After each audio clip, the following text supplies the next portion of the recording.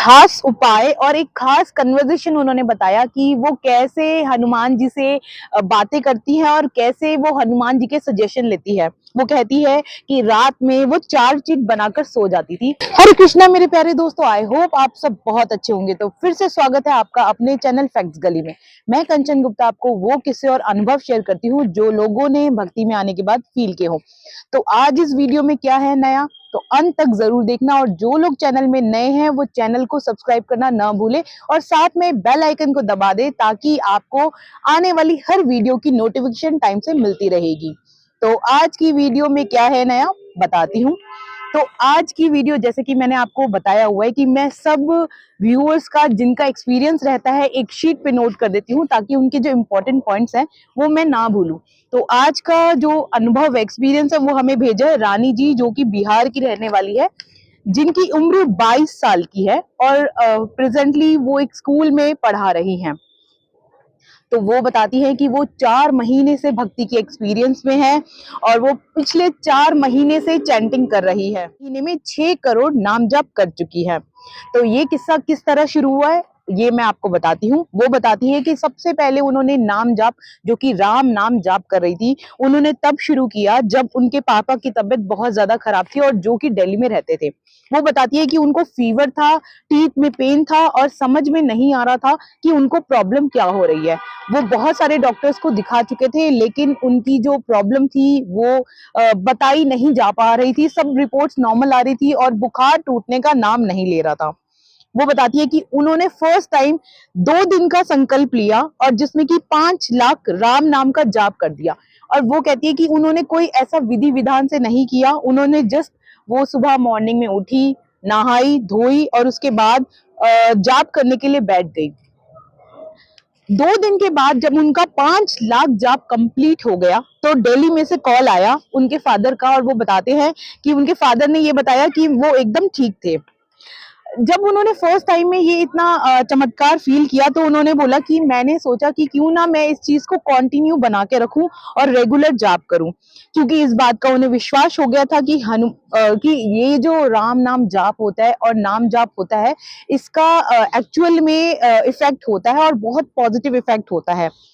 तो उन्होंने हनुमान जी को एक रिक्वेस्ट किया कि बस उन्हें इतनी शक्ति देना कि उनकी वो भक्ति वो मेंटेन कर सके, क्योंकि उनके पास कोई पैसे की जायदाद की कमी नहीं थी। तो वो सिर्फ ये कहती है कि मेरे मन में सिर्फ एक क्वेश्चन था कि मेरी भक्ति बीच में ना छूटे। भक्ति के दौरान कितनी ही बार उन्होंने प्रभु के सपने में दर्शन किए और वो बताती हैं कि प्रभु की चैंटिंग करते करते कितनी बार ऐसा हुआ कि वो रोने भी लग जाती थी। और वो बताती है कि उनके ऊपर सवारी भी आने लगी है। हनुमान जी की भक्ति से दूत का सपना दिखाई देता है कि अब सब कुछ अच्छा होने वाला है और बस तुम भक्ति को करते रहो। वह कहती है कि वो अपनी इस भक्ति को कैसे कंटिन्यू करती हैं। वो रोज मंदिर जाती है और जितने भी उपाय हो सकते हैं वो करती है एक अच्छी लाइफ जीने के लिए और नेगेटिविटी से दूर रहने के लिए। वो बताती है कि उनका एक खास उपाय जो उनकी इन सब चीजों में कारगर साबित हो रहा है, वो कहती है कि जो आंकड़े के पत्ते होते हैं उन पे राम नाम लिखकर वो हनुमान जी को समर्पित करती है मंगल और शनिवार को। उन्हें बताया स्वप्न में कि जो तुम बताओगी वो दूसरे के लिए बहुत फलदायक होगा।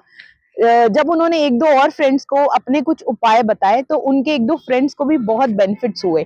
तब से उनके मन में एक ये शक्ति आ गई कि जो मैं बता रही हूँ मुझे सपने में हनुमान जी दर्शन देते हैं और वो दूसरों के लिए भी बहुत बेनिफिशियल है।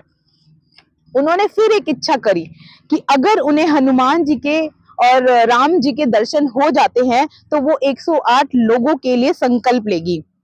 जिस अगर उनकी इच्छा पूरी हो जाती है और वो उन लोगों का संकल्प लेगी जिनकी इच्छा पूरी नहीं हो रही है।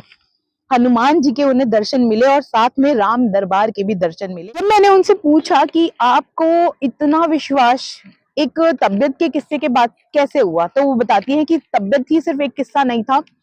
उनके पापा की जमीन का 10 साल से पिछले 10 साल से झगड़ा था और कानूनी कार्रवाई चल रही थी।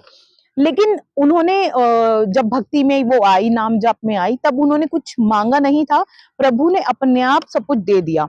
और वो बोलती है कि मैंने प्रॉपर्टी के लिए भी नहीं बोला था कि ये झगड़ा हम जीत जाए, लेकिन हम इस केस को भी जीत गए, जो कि मेरे लिए एक अचंबा ही था कि सिर्फ भक्ति में आने से इतना पॉजिटिव रिजल्ट किसी को कैसे मिल सकता है। और वो कहती है कि जो मैंने नहीं बोला था वो भी मुझे मिल गया। वो इस बात पे खत्म नहीं होती। वो कहती हैं कि ऐसा नहीं है कि जब भी हम भक्ति करते हैं तो बहुत सारी रुकावटें आती हैं, जैसे कि नॉर्मल लोग कहते हैं कि हम एक रूटीन फॉलो करते हैं, रूटीन फॉलो करते करते बीच में हमारी जाप छूट जाता है, किसी भी वजह से सब कुछ हो जाता है। तो वो कहती है कि उनकी भक्ति में ऐसी भी रुकावटें आई कि उनके मन में ऐसे लगने लगा कि अब मैं मर जाऊंगी। और माया ने उन्हें रोका। माया ने उनको कैसे रोका?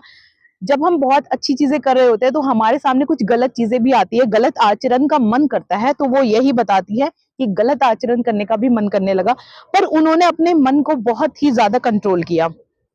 ऐसा नहीं है कि भक्ति में हमेशा बहुत पॉजिटिव लोग बोलते हैं। वो कहती है कि मैंने घर वालों से ताने भी बहुत सुने, लेकिन मैंने इस चीज को कंटिन्यू किया और आगे भी मैं चाह रही हूँ कि ये सब मैं कंटिन्यू करके रखूं। खास उपाय और एक खास कन्वर्सेशन उन्होंने बताया कि वो कैसे हनुमान जी से बातें करती है और कैसे वो हनुमान जी के सजेशन लेती है। वो कहती है कि रात में वो 4 चिट बनाकर सो जाती थी और वो हनुमान जी को कहती थी कि जो भी चिट आपको लगता है कि मेरे लिए सही है, मॉर्निंग में मैं चिट उठाऊंगी तो आप अपना वही आंसर दे देना।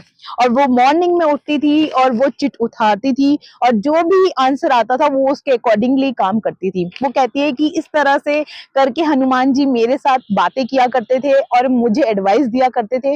और अभी तक मैं जो भी काम कर रही हूँ, मैं हनुमान जी की सलाह मशवरा के बाद से कर रही हूँ। ये जो एक्सपीरियंस था वाकई बड़ा अलग था और इनका अनुभव बहुत ही अच्छा बेहतरीन था।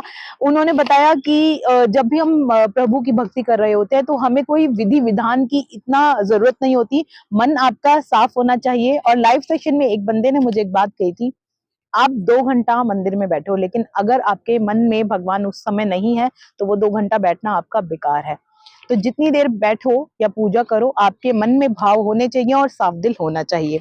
तो अगर आपके पास भी ऐसा ही कोई एक्सपीरियंस है नाम जाप से रिलेटेड, हनुमान चालीसा से रिलेटेड, तो आप मुझे व्हाट्सएप कर सकते हैं, मेल कर सकते हैं, ताकि मैं आपका एक्सपीरियंस लोगों तक लेके आऊं।